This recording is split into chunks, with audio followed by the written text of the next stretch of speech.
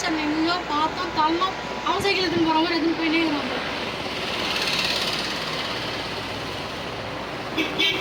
இப்போ அவனை இன்னைக்கு எதுவும் செய்ய முடியாது. நாளைக்கு தான் ஸ்கூலில் பார்க்கணும்.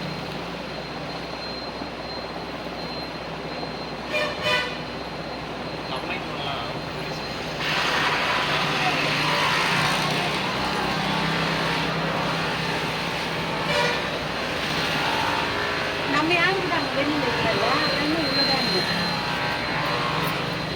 அந்த 2 லேடிஸ் போகிறாங்க. அப்புறம் பஸ்ஸு போச்சு.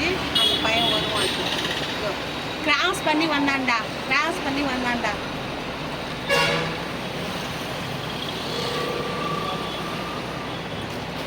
அது எப்படி அவ்வளோ பையனுக்கு தோணுச்சு சைக்கிள் எடுத்துன்னு போகிறான்?